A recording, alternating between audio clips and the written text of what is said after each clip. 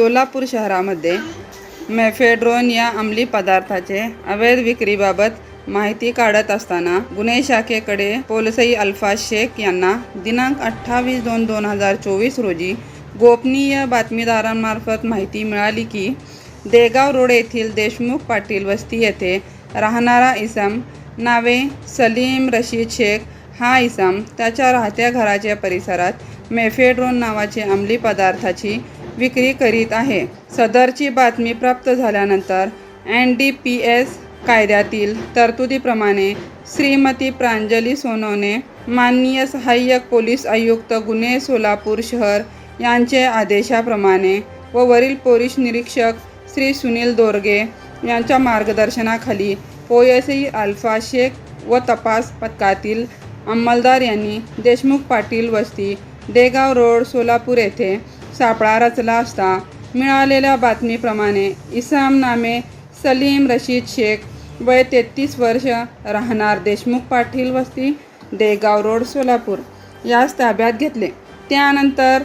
NDPC ॲक्टमधील तरतुदी पालन करून सदर इसमाची अंगझडती घेतली असता त्याच्या ताब्यात विक्रीकरिता ठेवलेले लहान लहान प्लास्टिकमध्ये 29 पाऊच त्यापैकी 11 ग्रॅम 870 ग्रॅम वजनाचे 29,675 रुपये किमतीचे मेफेड्रोन हा अंमली पदार्थ मिळून आल्याचे सदरचा अंमली पदार्थ जप्त करून पोलीस उपनिरीक्षक अल्फाज शेख यांनी PS ॲक्ट कलम 8(क)22(ब)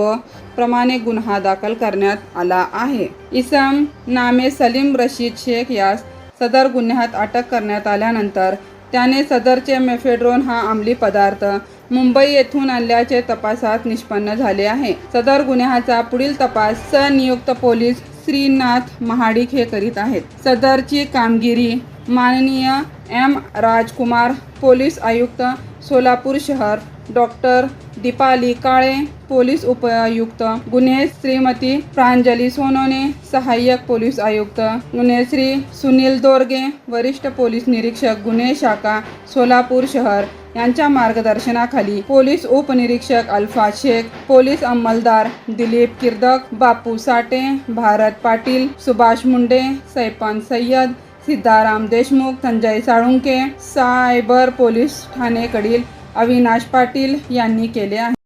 SB न्यूज चॅनलला लाईक करा, शेअर करा, सबस्क्राईब करा।